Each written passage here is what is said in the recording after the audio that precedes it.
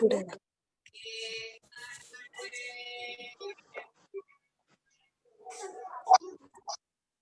Hello. Hi.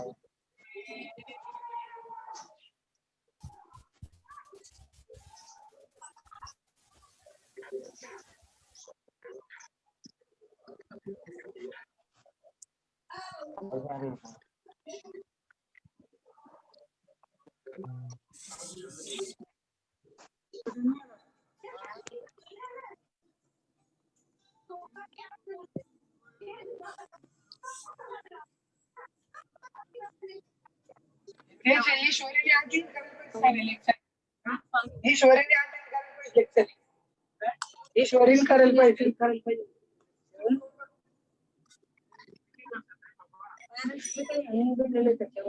आपल्याला थोडंफार माहिती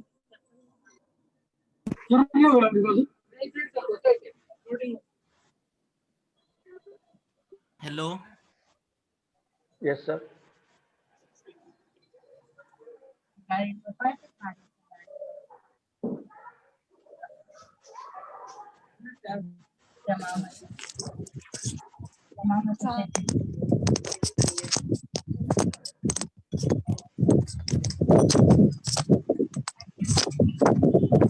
काय बाई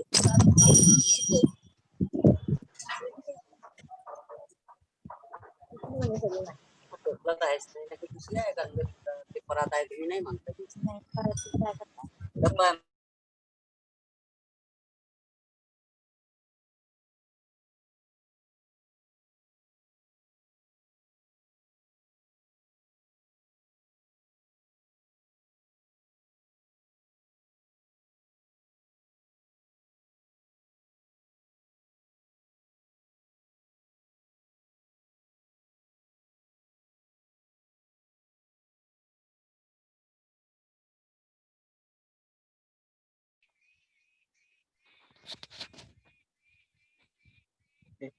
आवाज येतोय माझा? येस, आवाज येतोय का? हो येतोय आता. हो येतोय सर. ओके. तर आपल्या दुसऱ्या सेशन मध्ये सगळ्यांचं स्वागत आहे परत एकदा. आपण याच्यात आता पूर्ण कॉलेजची माहिती घेत आहोत. ठीक आहे. तर सुरुवात करण्यापूर्वी आपण ज्यावेळेस पण कॉलेजमध्ये जातो सगळ्यात अगोदर सगळ्यात आधी तिथल्या शिक्षकांशी आपली भेट होत असते. सो आपण सगळ्यांना इंट्रोड्यूस करूया. म्हणजे तुमची ऑनलाईनच भेट आहे. तसं आपण प्रॅक्टिकली आपण सगळेजण पाहत असतो फिजिकली दरवर्षी, पण यावेळेस ऑनलाईन क्लासेस असल्यामुळे तुम्हाला माहिती करून देण्यासाठी आपण पीपीटी वर सगळ्यांना इंट्रोड्यूस करत आहोत. ठीक आहे. तर आय थिंक अजून ऍडमिट होतातच आहे बरेच जण. ओके, आपण सुरुवात करूया शेअरिंगला. पहिले सुरुवात करू आपण प्रिन्सिपल मॅडम आपल्या our beloved principal madam Mrs. Bhagyashali Pawar madam. She is the principal of Shreyash Institute of Pharmacy, working as an assistant professor as well as academic coordinator, and she is a master's in the quality assurance as well as master's in science of biotechnology. She has a 14-year experience in academics, 2-year experience in industry, and 1-year experience in JRA at Parbhani Agricultural University. Next is our HOD, that is the head of department, Mrs. Shruti Dake madam. She is assistant professor as well as industrial and hospital visit in charge, seminar workshop in charge, and IIP coordinator. She is masters in pharmacy in pharmaceutical chemistry, and she has having 5 years experience in industry, 4 years experience in academics. Next staff is Mr. Niranjan Tiwari. He is assistant professor as well as he is a exam in charge, sport in charge, and TG head. TG means teacher guardian head. He is a MPharmacy in phytopharmacy as well as phytomedicine. He is having 6.5 years experience in industry as well as 2 years experience in academics. Our next staff is Mr. Huzef Pathan. He is assistant professor. Also, he is a PhD scholar. He is a ISO in charge as well as he is a master's in pharmacy in pharmacology subject. He is having 3.5 years experience in academics and 6 years experience in industry. 0.6 years in industry. Our next staff is Mahismale, Vinayak Mahismale. He is an assistant professor in Shreyas Institute of Pharmacy. He is a coordinator for the exam and sports activity. He is masters in pharmacy in pharmaceutics and having the experience of 7.5 years in academics, 6 years as a lecturer and 1.5 years as a head of the department. So this is all our Shreyas Institute of staff.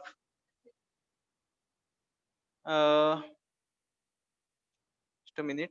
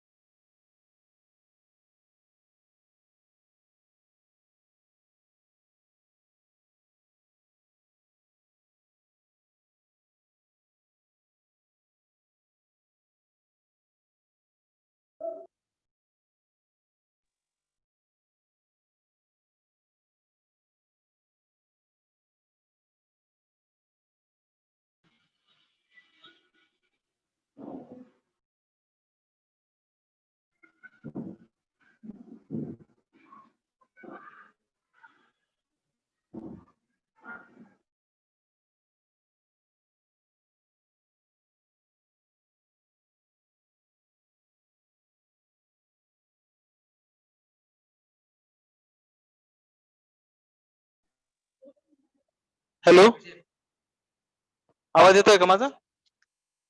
Okay, हो मी येत परत exam कडून सुरुवात करतो मी. ठीक आहे. तर परीक्षाबद्दल जर बोलायचं झालं तर अभ्यासासाठी परीक्षा असते का परीक्षा ही अभ्यास केल्यावर असते? परीक्षेसाठी अभ्यास असतो का अभ्यासासाठी परीक्षा असते? ठीक आहे. तर तुमच्या परीक्षा कशासाठी असते? ती अभ्यास केल्यासाठी असते. तुम्ही किती अभ्यास करता त्यासाठी ही परीक्षा असते. परीक्षेसाठी अभ्यास नाही करायचा आहे आपल्याला. ठीक आहे. तर ह्याच्याबद्दल आपण थोडं अजून पुढे पाहू की काय काय असतो. Eligibility criteria to attend the exam. पहिली गोष्ट हा खूप महत्वाचा पार्ट आहे तुमच्यासाठी. तर असे विद्यार्थी आपल्या कॉलेजमधले ज्यांची अटेंडन्स 80% आहे, 80% किंवा त्यापेक्षा जास्त दोन्हीमध्ये, थेअरी म्हणजे लेक्चर मध्ये पण आणि प्रॅक्टिकल्स मध्ये पण, ज्यांची अटेंडन्स 80% आहे त्यांनाच फक्त फायनल एक्झाम द्यायचा क्रायटेरिया आहे MSBT नुसार. ह्याच्यात फक्त 10% कन्सेशन ह्याच्यासाठी दिलेलं आहे की 10% तुम्ही मेडिकल ग्राउंडवर म्हणजे जर कोणी आजारी पडलं असेल, ताप सर्दी पडसं असं काही झालं असेल किंवा ऍडमिट असेल फक्त स्वतः कॅन्डिडेट, तर त्याच केसमध्ये त्याला 10% कन्सेशन भेटू शकतो म्हणजे 70%. ओके, म्हणजे मिनिमम 70% क्रायटेरिया तुम्हाला अटेंडन्स साठी आहे जर तुम्हाला फायनल एक्झाम द्यायची असेल तर. जर हा क्रायटेरिया तुम्ही फुलफिल केला नाही तर तुम्हाला फायनल इयरच्या एक्झाम म्हणजे फायनल वार्षिक परीक्षेपासून तुम्हाला बाहेर ठेवण्यात येणार. ठीक आहे. त्याच्यानंतर थेअरी एक्झाम बद्दल पाहू. थेअरी एक्झाम पूर्ण वर्षामध्ये 2 टाइप मध्ये डिवाइड केलेले आहेत. पहिलं आहे तुमचं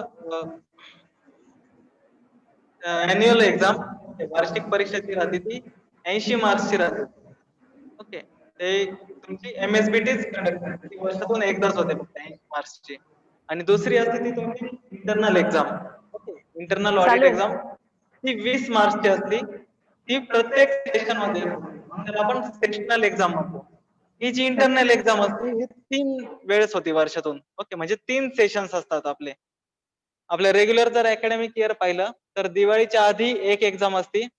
ओके, नंतर फेब्रुवारी मध्ये सेकंड एक्झाम होती, सेकंड सेशनल एक्झाम, आणि थर्ड सेशनल एक्झाम तुमची फायनल एक्झामच्या आधी होते.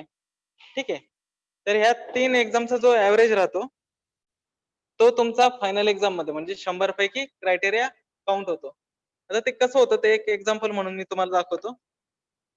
ठीक आहे, एक एक्झाम्पल म्हणून एखादा विद्यार्थी आहे, त्याला समजा पहिल्या सेशनलला 17 मार्क पडलेत. ओके, आणि दुसऱ्या सेशनलला 15 मार्क पडलेले आहेत. ओके, तर आणि तिसऱ्या सेशनलला 19 मार्क, म्हणजे खूप आउट ऑफ, जवळपास आउट ऑफच पडले 19 मार्क. तर त्याचे बेस्ट ऑफ 2 म्हणजे 17 आणि 19 हे 2 मार्क कन्सिडर करून त्याचा ऍव्हरेज काढून तुम्हाला फायनल एक्झामच्या मार्क्स साठी ते पाठवले जातात MSBT कडे. म्हणजेच तुमचे 17 आणि 19 36 होतात. त्याचे ऍव्हरेज म्हटलं की 18, म्हणजे 18 मार्क्स तुमचे सेशनलचा ऍव्हरेज असा पकडला जातो. ओके, त्याच्यानंतर for passing the students. Okay, आता हे तुमचा थेअरी आणि सेशनल जे MSBT ची अॅन्युअल एक्झाम आणि सेशनल एक्झाम हे दोन्ही मिळून एक्झाम तुम्हाला मिनिमम 40 मार्क्स पाडणं कंपल्सरी असतं. जसं तुम्हाला 10वी 12वी 35% चा क्रायटेरिया होता, डिप्लोमाला मात्र तुम्हाला 40 मार्क्सचा क्रायटेरिया आहे. पण अॅन्युअलची एक्झाम आणि सेशनलची एक्झाम हे मिळून तुम्हाला 40 मार्क पाडायचे. म्हणजे एखाद्या विद्यार्थ्याला जर 20 पैकी 18 मार्क ऑलरेडी सेशनल एक्झाम मध्ये पडलेत इंटरनल मध्ये, तर त्याला MSBT च्या एक्झाम मध्ये फक्त 22 मार्क पडले तरी तो पास होऊ शकतो. ठीक आहे, नंतर त्यावेळेस जर विद्यार्थ्याला जर सेकंड इयरला पुढे जायचंय, ऍडमिशन घ्यायचंय, त्यावेळेस त्याला कमीत कमी 4 विषयात पास होणं गरजेचं आहे, कम्प्लिटली पास होणं गरजेचं आहे. ठीक आहे, आणि 2 विषय त्याचे ATKT म्हणजे अलाउड टू कीप टर्म याच्यासाठी वापरले जातात.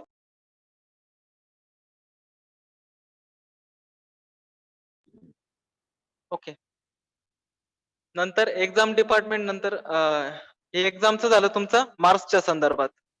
ठीक आहे, त्याच्यानंतर marking criteria for theory and practical is same. Okay, sessional exam बद्दल बोलणं झालं तर जे आपले सेशन होतात 3 सेशनल, त्याच्यामध्ये थेअरी आणि प्रॅक्टिकलला 20-20 मार्कच असतात.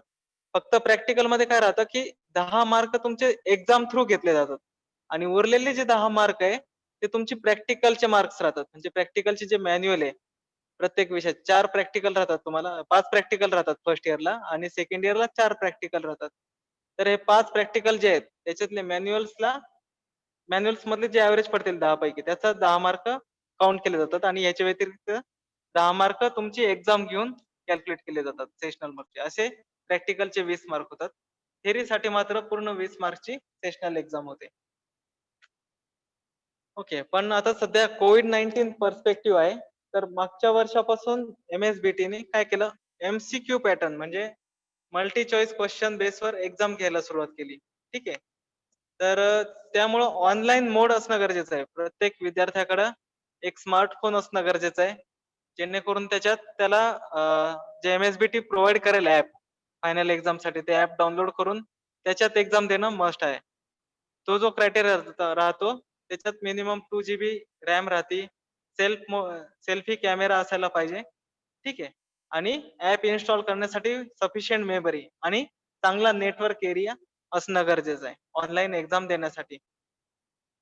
ठीक आहे, तर आता सध्या जे सेशनल एक्झाम चालू आहे ह्या पण आता ऑनलाईन पद्धतीने चालू आहे. जोपर्यंत गव्हर्नमेंटचे रेग्युलेशन येत नाही तोपर्यंत आपलं कॉलेज ऑफलाईन पद्धतीने होणार नाही, तोपर्यंत आपलं ऑनलाईन पद्धतीनेच लेक्चर्स आणि एक्झाम हे होणार आहेत. तर काही इम्पॉर्टंट टर्मिनॉलॉजीचे एक्झाम रिलेटेड, FT म्हणजे failed but allowed to keep term, CPS म्हणजे कॉपी केस, आणि RHR म्हणजे रिझल्ट विथ हेल्ड, म्हणजे जर रिचेकिंगला वगैरे असेल तर रिझल्ट विथ हेल्ड पडतं. CPS हा खूप इम्पॉर्टंट क्रायटेरिया आहे. जर तुमच्यावर कॉपी केस झाली तर त्या मार्कशीट वर CPS म्हणून ऍब्रिव्हिएशन येतं, म्हणजे कॉपी केस. तर हा विद्यार्थी बाकीचे जेवढे परीक्षामध्ये पास झाले असेल सब्जेक्ट मध्ये ते सगळे नील होऊन जातात, म्हणजे त्याचे मार्क्स काउंट होत नाही. त्याच्या सोबतच 1 वर्षासाठी त्याला परीक्षा पण देता येत नाही. ठीक आहे, CPS म्हणजे, तर हे त्याचे आहे. FT म्हणजे failed but allowed to keep term. तर ह्या 3 टर्मिनॉलॉजीज तुमच्या मार्कशीटवर फायनल मार्कशीटवर येते. तुमचा हा फायनल मार्कशीटचा एक टेंटेटिव्ह तुम्हाला टेबल दाखवलाय. याच्यामध्ये तुम्हाला दाखवले की 6 सब्जेक्ट आहेत. जसं पठाण सरांनी पण आपल्याला एक्सप्लेन केले की 6 सब्जेक्ट आहेत फर्स्ट इयर साठी. ओके, आणि 5 प्रॅक्टिकल्स आहे. तर ह्याचे जे एक डिवायडेशन असतं मार्क्स ते इथं सांगितलेलं आहे. एक्झामिनेशन मध्ये जे पाहताय तुम्ही ते MSBT एक्झामचे आहेत 80 मार्क. सेशनल मध्ये जे पाहताय ते कॉलेज घेते मार्क एक्झाम, त्याचे 20 मार्क्स आहे. असे मिळून तुम्हाला 100 मार्क्स पडतात. म्हणजेच टोटल जे मार्क्स आहे खाली तुम्ही पाहताय 600 आणि 500, म्हणजेच 1100 पैकी टोटल तुम्हाला मार्क्स पडत असतात. ओके,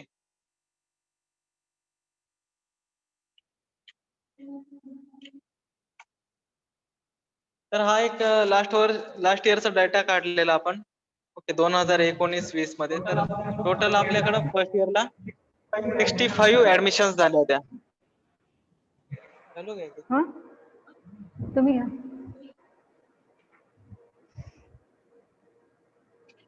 फर्स्ट इयरला 65 ऍडमिशन होत्या आणि सेकंड इयरला 59 ऍडमिशन्स आहेत. ओके, तर त्याच्यापैकी एक्झामला 64 जण राहिले आपल्या फर्स्ट इयर मध्ये आणि सेकंड इयरचे मात्र 100% आपले एक्झामला बसले होते. ओके, 18-19 मध्ये पण फर्स्ट इयरला 60 जण आपल्याकडे ऍडमिट झाले होते स्टुडंट, त्याच्यापैकी 58 जणांनी दिली. सेकंड इयरला 43 पैकी 43 जणांनी दिली. हे फर्स्ट इयरचा जो आकडा थोडासा व्हेरिएशन होतोय, हे त्याचे पर्सेंटेज अटेंडन्स कमी असल्यामुळे तो कमी आहे एक कॅन्डिडेट. तर तुम्ही तुमची अटेंडन्स प्रॉपर ठेवा, ठीक आहे, जेणेकरून तुम्हाला फायनल एक्झामला बसता येईल. त्याच्यानंतर हे रिझल्ट अनालिसिस केलेलं आपण. आपले फर्स्ट इयरचे 3 बॅचेस, म्हणजे आता लास्ट इयरची करंटची जर पकडली तर 4 बॅचेस पासआउट झाले. 2016चं आपलं कॉलेज आहे, ठीक आहे. तर जर तुम्ही स्टुडंट पासिंग पर्सेंटेज पाहिलं तिसऱ्या रो मध्ये, तर तुम्ही पाहत असाल 2016 मध्ये 86.44, 2017 मध्ये 87.71, 2018-19 मध्ये 87.93, म्हणजे कंटिन्युअस आपला ग्राफ जो आहे तो इन्क्रीजिंग येतोय, ठीक आहे. तर आपल्याला आपली जी आहे परंपरा चालू आहे कॉलेजची, तसेच आपल्याला अग्रेसर ठेवायची. आपल्याला पूर्ण पहिल्यापासूनच आपलं 100% द्यायचं आहे अभ्यासासाठी. ओके, नाव मी पुढचा चार्ज जो आहे तो त्या ठाकरे मॅडमला हँड ओव्हर करतो. त्यांनी पुढचा ज्या ऍडिशनल ऍक्टिव्हिटीज आहेत त्या तुम्हाला एक्सप्लेन करून सांगतील. Good afternoon everyone.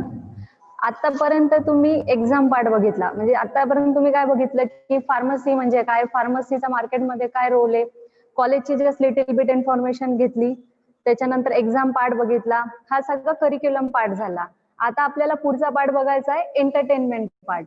Entertainment part म्हणजे काय की तुमच्या अकॅडमिक शेड्यूल सोडून अजून तुमच्यासाठी ज्या ज्या ऍक्टिव्हिटीज आहे तो असतो तुमचा extra curricular part. Extra curricular part मध्ये काय काय बघणार आहे तुम्ही की तुमच्या कॉलेजमध्ये काय काय वेगवेगळ्या ऍक्टिव्हिटीज होतात, त्याच्यासोबत तुमच्या एज्युकेशनल ऍक्टिव्हिटी जसं की विजिट्स आहेत वेगवेगळ्या. तर आपल्याला आता अशी 1 बाय 1 पार्ट बघायचे. तर एक्स्ट्रा करिक्युलर पार्ट मध्ये सगळ्यात इम्पॉर्टंट आणि सगळ्यात हॅपी पार्ट म्हणजे तुमच्यासाठी असतो अॅन्युअल गॅदरिंग. तर हा आपल्या कॉलेजमध्ये आपण जवळपास 8 to 10 डेज कम्प्लिटली आपण गॅदरिंग साठी देतो. तर गॅदरिंग मध्ये आपण वेगवेगळ्या ऍक्टिव्हिटीज ठेवतो, जसं ट्रेडिशनल डे आहे, ऑड डे आहे, त्याच्यानंतर तुमच्या वेगवेगळ्या डान्सिंग कॉम्पिटिशन असतं, ह्याच्यामध्ये सिंगिंग कॉम्पिटिशन, ड्रामा.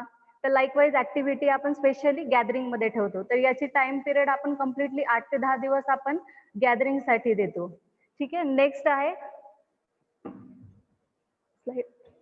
त्याच्यानंतर दिस इज ऑल्सो गॅदरिंग फोटोग्राफ्स. हे आपण लास्ट इयर, मागच्या वर्षी तर कोरोनामुळे आपण या वर्षी तर गॅदरिंग कंडक्ट करू शकणार नाही, पण हे तुमचे लास्ट इयरचे फोटो आहे 1920 चे. Okay, next. त्याच्यानंतर नेक्स्ट पार्ट आहे सेमिनार. तर नेक्स्ट पार्ट आहे सेमिनार. तर सेमिनार म्हणजे काय, दिस इज द मेडिकल कोडिंग. तर नेक्स्ट आपण सेमिनार घेतला होता मेडिकल कोडिंगवर. सेमिनार म्हणजे काय, तुमच्यामधले ऍक्टिव्हिटीज अजून इम्प्रूव्ह करण्यासाठी आणि तुमचं नॉलेज इम्प्रूव्ह करण्यासाठी आपण एक मेडिकल कोडिंगवर सेमिनार घेतला होता. मेडिकल कोडिंग ही एक नवीन फील्ड आहे फार्मसी मधली. तर त्याचं राहुल चव्हाण सरांनी त्याच्यावर आपल्याला मार्गदर्शन केले होते. नेक्स्ट. त्याच्यानंतर आपण कॉलेजमध्ये वेगवेगळ्या ऍक्टिव्हिटीज ठेवतो. त्याच्यामधली करिक्युलम ऍक्टिव्हिटी आहे पोस्टर प्रेझेंटेशन. तर ती पण आपण दरवर्षी पोस्टर प्रेझेंटेशन कंडक्ट करतो कॉलेजमध्ये. तर ह्याच्यामध्ये स्टुडंट्सला पोस्टर प्रेझेंटेशन मध्ये वेगवेगळे गिफ्ट दिले जातात. त्याची प्राइस 10,000 पासून स्टार्ट होते. त्याच्यामध्ये आपण पूर्ण ऑल ओव्हर स्टेट लेवलला कॉम्पिटिशन कंडक्ट करतो. त्याच्यानंतर एक्स्ट्रा करिक्युलर ऍक्टिव्हिटी मध्ये नेक्स्ट आहे वर्ल्ड फार्मसिस्ट डे. तर आपल्या फार्मसी फील्डसाठी एक 25 सप्टेंबर हा आपण वर्ल्ड फार्मसिस्ट डे म्हणून सेलिब्रेट करतो. तर या दिवशी आपण वेगवेगळ्या ऍक्टिव्हिटीज घेतो जे आपल्या फार्मसी फील्डशी रिलेटेड. ह्याच्यामध्ये स्ट्रीट शो असतात, कॅप्शन कॉम्पिटिशन आहे किंवा त्याच्यानंतर स्पेशल काही आपण ऍक्टिव्हिटी, सोशल ऍक्टिव्हिटी परफॉर्म करतो. तर हा डे लक्षात ठेवा, हा आपला स्पेशली आपण सगळ्या फार्मसिस्ट लोकांचा डे. तुम्ही पण पुढचे भावी फार्मसिस्ट आहे तर आपल्यासाठी हा इम्पॉर्टंट डे फार्मसिस्ट डे आहे 25 सप्टेंबर. त्याच्यानंतर अजून एक्स्ट्रा करिक्युलर ऍक्टिव्हिटी मध्ये आपल्या कॉलेजमध्ये आपण ब्लड डोनेशन कॅम्प ठेवतो. Blood donation, blood is the very important part of life आणि हा लाईफ सेव्हिंग पार्ट आहे. तर आपल्या प्रत्येक स्टुडंटला याची अपॉर्च्युनिटी भेटते. तर 7 सप्टेंबरला आपले जे मेन चेअरमन सर आहेत मंगरुळे सर, त्यांच्या जन्मदिनी आपण हा कॅम्प आपण अरेंज करतो आपल्या कॉलेजला. त्याच्यानंतर अजून सोशल ऍक्टिव्हिटीज मध्ये एक ट्री प्लांटेशन आहे. तर दरवर्षी आपण 5 जुलैला ट्री प्लांटेशन ठेवतो. तसं पण आपण वर्षभर ट्री प्लांटेशन करतो. तो स्पेसिफिकली या दिवशी आपण स्टुडंट सकट ट्री प्लांटेशन करतो. त्याच्यानंतर अजून सोशल अवेअरनेस, आपल्याकडे रॅलीज होतात, स्ट्रीट शो आपण परफॉर्म करतो. जसं मी तुम्हाला सांगितलं की 25 सप्टेंबर त्या दिवशी. त्याच्यानंतर नॅशनल फार्मसी वीक आहे. तर ह्या पिरियड मध्ये आपण स्ट्रीट शो करतो जेणेकरून की आपल्या जे काही आपल्या इथले लोक आहेत त्यांना आपल्या फार्मसी फील्डचं नॉलेज भेटावं. त्याच्यानंतर वेगवेगळे डिसीजेसचे त्याची इन्फॉर्मेशन भेटावी, त्याच्यासाठी आपण स्ट्रीट शो अरेंज करतो. त्याच्यानंतर एक थोडासा सोशल पार्ट की आपल्या कॉलेजकडनं, आपल्या स्टुडंटकडनं काही हेल्प भेटावी, त्याच्यासाठी आपण अनाथ आश्रम विजिट, वृद्धाश्रम विजिट असे पण ऍक्टिव्हिटीज अरेंज करतो. So these R such photographs. आता नेक्स्ट पार्ट आहे तुमचा activity related part. Activity, curricular activity. आतापर्यंतच्या होत्या एक्स्ट्रा करिक्युलर ऍक्टिव्हिटी, म्हणजे ते तुमच्या अकॅडमिक सोडून. आता नेक्स्ट ह्या तुमच्या अकॅडमिकशी कन्सर्न असलेला पार्ट आहे. याच्यामध्ये आहे हॉस्पिटल व्हिजिट. तर हॉस्पिटल आपल्या फार्मसी फील्ड मधला इम्पॉर्टंट पार्ट आहे, कारण हॉस्पिटल मधल्या पेशंटला मेडिसिन रिक्वायर्ड असते. त्यामुळे आपल्याला हॉस्पिटलचं पूर्ण स्ट्रक्चर समजावं आणि अजून हॉस्पिटल मधल्या मेडिसिन्स आणि इतर पार्टशी आपल्याला इन्फॉर्मेशन भेटावी म्हणून आपण इयरली मिनिमम 4 to 5 हॉस्पिटल्सची व्हिजिट आपण अरेंज करतो. आतापर्यंत आपण सिग्मा हॉस्पिटल, बजाज हॉस्पिटल आहे, गोल्डन सिटी हॉस्पिटल आहे, अल्पाईन हॉस्पिटल आहे, हेडगेवार हॉस्पिटल आहे, या सगळ्या हॉस्पिटल्स मध्ये आपण व्हिजिट दिलेली आहे. आणि त्यातल्या त्यात आपण ह्या सगळ्या हॉस्पिटल सोबत MOU पण टाय केलेला आहे. MOU म्हणजे काय? Memorandum of understanding. म्हणजे आपला त्यांच्यासोबत करार आहे. म्हणजे तुम्हाला पुढे जॉब ऑपॉर्च्युनिटीसाठी पण याचा फायदा होतो आणि स्पेशली परत तुम्हाला ट्रेनिंग पण भेटते हॉस्पिटलमध्ये. ओके. त्याच्यानंतर नेक्स्ट इम्पॉर्टंट पार्ट आहे इंडस्ट्री व्हिजिट. तर आपल्या फार्मा फील्ड मध्ये इम्पॉर्टंट जे करिअरची अपॉर्च्युनिटी आहे ती आपल्या फार्मा इंडस्ट्रीमध्ये. आता तुम्ही बघताच आहे कोरोना वॅक्सिन कोणत्या कंपनीने शोधली, तर सिरम इन्स्टिट्यूट. अशा वेगवेगळ्या इंडस्ट्रीज आहे ज्याच्यामध्ये आपल्या फार्माच्या लोकांना जॉब भेटतात आणि आपल्यासाठी हा इम्पॉर्टंट पार्ट आहे इंडस्ट्री व्हिजिट. मग इंडस्ट्री काय असते, त्याच्यामध्ये कोणते कोणते डिपार्टमेंट असतात, तुम्हाला काय काय जॉब ऑपॉर्च्युनिटी भेटणार आहे, तर याच्यासाठी आपण दरवर्षी 4 ते 5 इंडस्ट्रियल व्हिजिट अरेंज करतो. येत नाहीये. तर आतापर्यंत आपण ॲडोरा फार्माला व्हिजिट दिलेली आहे, इप्का लॅबोरेटरीजला व्हिजिट दिलेली आहे, त्याच्यानंतर MIT कार्स. तर आपण अशा बरेच 4-5 इंडस्ट्रीजला, ब्ल्यू क्रॉस इंडस्ट्री नाशिकची, तर आपण या ठिकाणी व्हिजिट दिलेली आहे. तिथले हे काही फोटोग्राफ्स आहे. ओके. त्याच्यानंतर अजून नेक्स्ट पार्ट आहे तुमच्या pharmacy फील्डचा medical garden, medicinal garden. जसं आपण ॲलोपॅथिक मेडिसिन घेतो तसंच आपण दुसरा घेतो आयुर्वेदिक मेडिसिन. तर आयुर्वेदिक मेडिसिन कुठून येतात? मेडिसिनल प्लांट पासून. त्यामुळे मग तुम्हाला मेडिसिनल प्लांट्सची इन्फॉर्मेशन भेटावी याच्यासाठी आपण दरवर्षी मेडिसिनल गार्डनला पण व्हिजिट देतो. मेडिसिनल गार्डन मध्ये वेगवेगळ्या प्रकारचे जे प्लांट्स आहे आणि जे काही ऍक्टिव्हिटी दाखवतात तर त्याला आपण व्हिजिट देतो. So these are the photographs of medicinal garden. Gayatri Chetna Kendra, तिथे हे मेडिसिनल गार्डन आहे, तिथले हे फोटोग्राफ्स आहे. त्याच्यानंतर एक एक्स्ट्रा करिक्युलर पार्ट आहे traditional day. This is gathering photos. Gathering मधले जे वेगवेगळे डेज मी तुम्हाला सांगितलं तिथले हे फोटोग्राफ्स आहे. तर ह्याच्यामध्ये आपण ट्रेडिशनल डे सेलिब्रेट करतो. त्याच्यामध्ये मुलं वेगवेगळे ट्रेडिशन रिप्रेझेंट करतात. त्याच्यानंतर आता नेक्स्ट पार्ट आहे स्पोर्ट्स. हा गॅदरिंगची ऍक्टिव्हिटी सोडून त्याच पिरियड मधला हा दुसरा पार्ट आहे. तर ह्याच्यावर तुम्हाला निरंजन तिवारी सर मार्गदर्शन करतील. Thank you madam. तर स्पोर्ट्स हा पण एक आपला दैनंदिन जीवनाचा भाग आहे ऍक्च्युली. कंटिन्यू अभ्यासामधून ज्यावेळेस आपल्याला उत्साह निर्माण करायची वेळ असते त्यावेळेस स्पोर्ट्स सगळ्यात महत्वाचा रोल प्ले करतो. ठीक आहे, तर ह्याच्यामध्ये आपण कॉलेज मधले पण स्पोर्ट्स घेतो ऍज वेल एज एक एडिसा म्हणून एक आपलं MSBT कडून एडिसा स्पोर्ट्स ऑर्गनायझेशन राहतं. ठीक आहे, तर हे स्पोर्ट्स आपण घेतो. एडिसा म्हणजे काय? Inter engineering diploma student sports activity. म्हणजे जेवढे डिप्लोमा कॉलेजेस आहेत महाराष्ट्रातले, मुंबई पासून उस्मानाबाद, गडचिरोली, जेवढे पण डिप्लोमा कॉलेजेस आहे, इंजिनिअरिंग असो फार्मसी असो, या सगळ्यांमध्ये आपण कॉम्पिटिशन घेत असतो. त्या कॉम्पिटिशन मध्ये kabaddi, volleyball, cricket, carrom, indoor chess वगैरे सर्व गेम्स येतात त्याच्यात. ठीक आहे, तर हे एक आठवडाच त्याच्यासाठी ठेवलेला असतो वीक MSBT कडून की या काळात तुमचे एडिसा स्पोर्ट्स होणार आहेत. तर आपण आपलं कॉलेज पण याच्यामध्ये उत्स्फूर्तपणे पार्टिसिपेट होत असतो. आपण एक 2018-19 साली क्रिकेट कॉम्पिटिशन पण जिंकलेली आहे सेमी फायनल पर्यंत, आणि कबड्डी पण आपण लास्ट इयर सेमी फायनल पर्यंत जिंकलेली आहे. ठीक आहे, तर हे त्याचे काही फोटोग्राफ्स आहे तुम्हाला समोर जे स्क्रीनवर दिसत आहेत. त्याच्यानंतर आपण कॉलेज लेवलला पण क्रिकेट घेत असतो. ओके, तर हे क्रिकेट फक्त बॉईज साठी नाही घेत. क्रिकेट फक्त बॉईज साठी नाही घेत, तर ते मुलींसाठी पण घेतो आपण. ओके, तर आपली मुलींची पण क्रिकेट टीम आपण डेव्हलप करतो. ऍक्च्युली पहिले आपण घेत नव्हतो, पण लास्ट इयरचं प्रतिसाद पाहता की मुलींना पण खेळायला पाहिजे, ग्राउंड लेवलच्या गेम खेळायला पाहिजे. त्यासाठी त्यांना खो खो, क्रिकेट, बॅडमिंटन असे आपण आउटडोर गेम ठेवलेले होते. इंडोर साठी आपण चेस, कॅरम दरवर्षी ठेवत असतो. हा सर्व पार्ट जो राहतो कॉलेज लेवलचा तो आपण गॅदरिंगच्या पिरियड मध्येच घेत असतो अॅन्युअल फंक्शनला. आणि एडिसाचा जो पार्ट असतो तो आपला MSBT कडून त्यांच्याकडून शेड्यूल येत असतं. तर त्यावेळेस आपण ही स्पोर्ट्स ऍक्टिव्हिटी कंडक्ट करत असतो. तर हे झालं तुमचं स्पोर्ट्स बद्दलचं. आता ह्याच्यानंतर पुढचा जो पार्ट आहे तो पठाण सर तुम्हाला एक्सप्लेन करतील.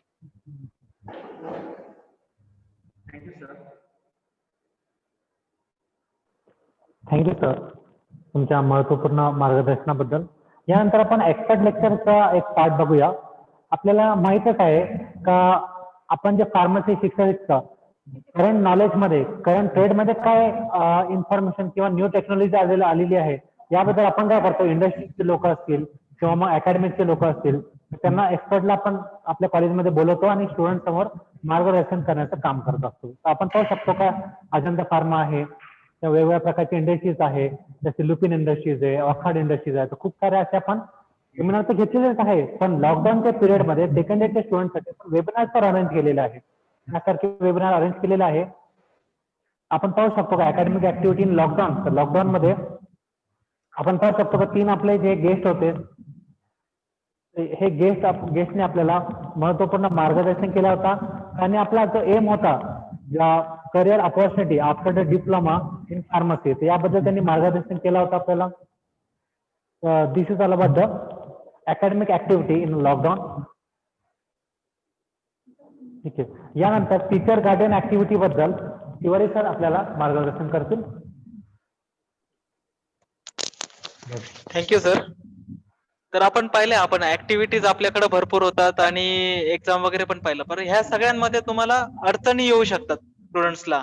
ठीक आहे, आणि स्टुडंट्सच्या अडचणी कॉलेज रिलेटेड असतील काय असतील तर त्यांना आपण प्रत्येक ठिकाणी गार्डियन अपॉइंट करतो. एक शिक्षक जो आहे तो 23 मुलांच्या ग्रुपमध्ये एक शिक्षक असा गार्डियन राहतो. गार्डियन म्हणजे तुमचं पालकत्व. ओके, शिक्षकाचं. तर ह्याच्यामध्ये तुम्हाला जे जे प्रॉब्लेम्स येतात प्रोग्राम्स मध्ये असो किंवा तुमच्या अटेंडन्स बद्दल असो, एक्झाम्स बद्दल असो, तो स्टुडंट त्या टीचर गार्डियनला डायरेक्ट कन्सर्न करून डाऊट विचारू शकतो. किंवा त्याला सुट्टी जरी घ्यायची असेल कॉलेजमधून तर टीचर गार्डियनची आधी परमिशन त्याला घ्यावी लागते आणि त्याच्यानंतरच तो सुट्टीवर जाऊ शकतो. ठीक आहे, जर एखादा कोणी आजारी असेल तर मेडिकल सर्टिफिकेट पण तो टीचर गार्डियनला देणार आहे. ठीक आहे, पण जोपर्यंत तो सगळे लिगली कम्प्लीट करत नाही सगळे डॉक्युमेंट, तोपर्यंत त्याला पुढच्या क्लासला आम्ही अटेंड करू दिला जात नाही. याच्या व्यतिरिक्त दर आठवड्याला आपण TG ऍक्टिव्हिटी पण घेतो मुलांच्या डेव्हलपमेंट साठी, ज्यावेळेस ऑफलाईन क्लासेस राहतात त्यावेळेस. ओके, आणि आपण प्रत्येक क्वेरी आणि कंप्लेंट ज्या राहतात तो मॅनेजमेंट लेवलला पण त्याचे आपण प्रायोरिटी बेसवर त्याला सॉल्व्ह करायचा प्रयत्न करत असतो. हे सगळं तुमचं टीजे ऍक्टिव्हिटी बद्दल आहे. याच्यानंतर हे एक मीटिंगचे फोटोग्राफ टाकलेले आहेत तुम्हाला. पॅरेंट टीचर्स मीटिंग ही वर्षातून एकदा होत असते आपली, पण आता ऑनलाईन असल्यामुळं तुमच्या कन्व्हिनियन्स नुसार जे पालक ऐकत असतील ते स्वतः येऊन टीचर्स लोकांशी भेटू शकतात आणि आमच्याशी काही त्यांचे डाऊट असतील ते क्लिअर करू शकतात. ठीक आहे. तर हे आता पुढचं फ्रेशर पार्टी बद्दल तुम्हाला फ्रेशर पार्टीचे पण फोटो जे केले जातात दरवेळेस. आता याच्यानंतर पठाण सर तुम्हाला पुढचं एक्सप्लेनेशन देतील. Thank you sir. त्यानंतर आपल्याला माहीतच आहे तर जेव्हा आपण कॉलेजमध्ये प्रॅक्टिकल परफॉर्म करत असतो तर आम्ही पण टीचर्स पण तुम्हाला त्यामध्ये इन्व्हॉल्व होतात. टीचर्स पण स्वतः तुम्हाला प्रॅक्टिकल करून दाखवतात आणि स्टुडंट जे परफॉर्म बरोबर करत नाही त्यांना जोपर्यंत ते बरोबर परफॉर्म करत नाही जोपर्यंत ते वेल परफॉर्म करतील तोपर्यंत त्यांना ते शिकवत जातात.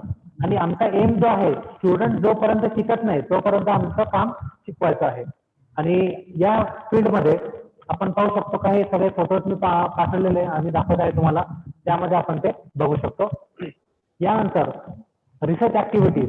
आता आपल्याला माहिती आहे का फार्मसी फील्डमध्ये रिसर्च ऍक्टिव्हिटी किंवा रिसर्चचं खूप मोठा इम्पॉर्टन्स आहे. आता आपण पाहू शकतो का कोरोना-19 हा डिसीज आला होता त्यावेळेस लोक पाहत होते याची लस कधी येणार. लोक वेळेवेळेला पळत होते, लोक बघत होते का आपण आता वाचतील का नाही. पण फार्मसी फील्डने लोकांना जगण्याचा एक नवीन दिशा दिलेली आहे. आणि आपण पाहू शकतो का भारताच्याच कंपन्या भारताच्या स्वतःच्या कंपन्या आपल्याला प्राऊड फील व्हायला पाहिजे. भारताच्या स्वतःच्या कंपन्यांनी आजपासून कोरोना व्हॅक्सिनची लस देणं चालू आहे. डॉक्टर असतील फार्मासिस्ट असतील त्यांना कोरोना व्हॅक्सिनची लस देत आहे आणि ती व्हॅक्सिन जी आहे ती भारताच्याच आहे. आपण पाहू शकतो यासारखे रिसर्च डेव्हलपमेंट हे फार्मास्युटिकल इंडस्ट्रीज करतात. आपण पाहू शकतो आणि हे रिसर्चची जी ऍक्टिव्हिटीज आहे त्या टीचर्स पण करत असतात आणि स्टुडंट पण आपण त्यांना करायला लावतो.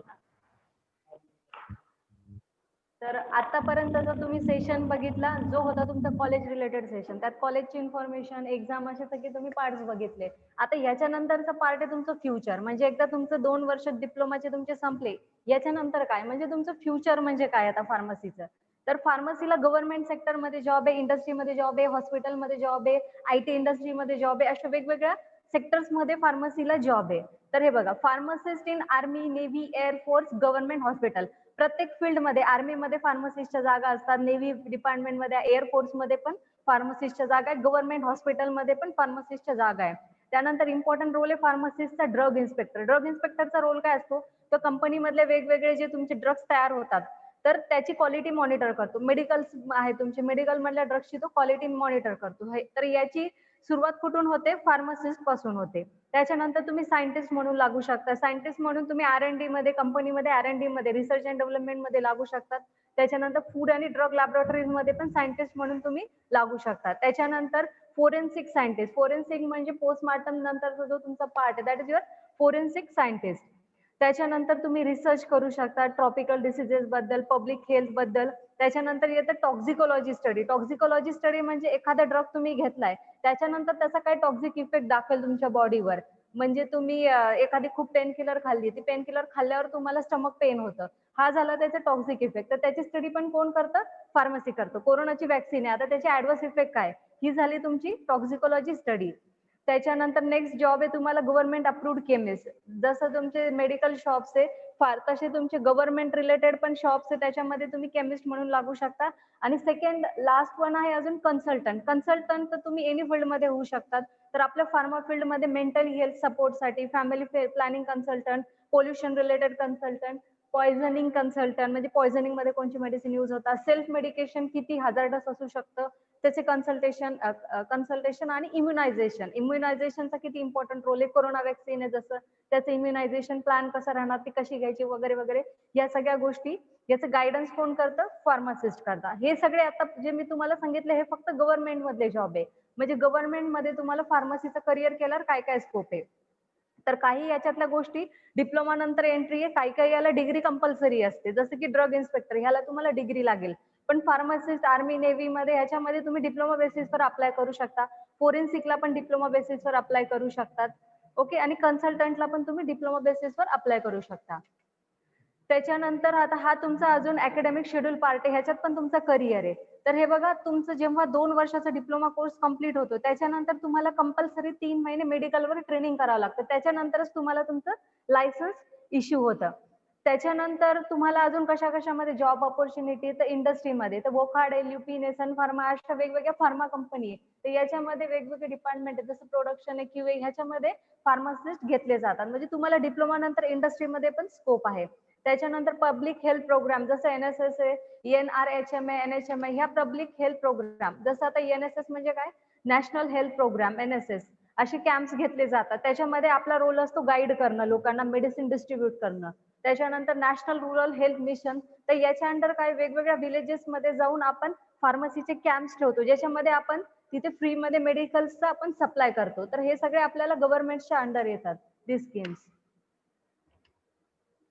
त्याच्यानंतर आपल्या फार्मसीमध्ये फक्त ॲलोपॅथीच्या मेडिसिन येत नाही. ॲलोपॅथी म्हणजे आपण ज्या रेग्युलरली मेडिसिन खातो त्या ॲलोपॅथी, पण त्याच्या व्यतिरिक्त पण अजून आपल्या फार्मसीमध्ये काय काय येतं, आयुर्वेदिक मेडिसिन, म्हणजे जे आपलं झाडपाला वापरून आपण तयार करतो त्या तुमच्या आयुर्वेदिक मेडिसिन. त्याच्यानंतर होमिओपॅथी एक फील्ड आहे, त्याच्या पण मेडिसिनची स्टडी तुम्हाला याच्यातच करायची. त्याच्यानंतर बायोटेक्नॉलॉजी मेडिसिन. बायोटेक्नॉलॉजी म्हणजे काय, हे जे कोरोना वॅक्सिन आहे, इन्फ्लुएन्झा वॅक्सिन आहे, पोलिओ वॅक्सिन आहे, हे सगळे बायोटेक्नॉलॉजीचा पार्ट आहे. त्या मेडिसिन पण आपल्या फार्मसीत येतात. अजून अदर फील्ड आहेत युनानी मेडिसिन, तर हे पण तुमच्या फार्मसीमध्ये तुम्हाला स्टडी करायचे. असे 5 to 6 टाईपचे मेडिसिन्स आहे जे तुम्हाला स्टडी करायचे. तरी मेजर आपला फोकस असतो ॲलोपॅथी मेडिसिनवर. Okay, so this is all introduction of our college. त्याच्यानंतर आपण याच्यात पूर्ण काय बघितलं, कॉलेजचं इंट्रोडक्शन बघितलं. त्याच्यानंतर तुमचे एक्झाम, वेगवेगळ्या ऍक्टिव्हिटीज बघितल्या, हा सगळा पार्ट बघितला. तुम्ही तुमचं फ्युचर काय हे तुम्ही सगळं बघितलं. ओके, आता आपण आपल्या नेक्स्ट पार्टकडे वळू. That is the end of the part. Last session is vote of thanks. So on behalf of Shreyas Institute of Pharmacy, I am Shruti Gorannath Dake. I am expressing my thanks to the principal of Cyper, Dr. Tapriya sir, for his valuable guidance. Then I am expressing my thanks to the principal of SYIP, Bhagyashali Pawar ma'am, for arranging this program and for sharing us this valuable information regarding the college. Then I am also thankful to all the teaching staff members for making this program successful. And finally, I'm very thankful to all the parents and to all the first year students for listening this program peacefully. Okay, thank you very much. तर तुम्हाला कोणाला काही query असतील, काही विचारायचं असेल तर विचारा. ओके,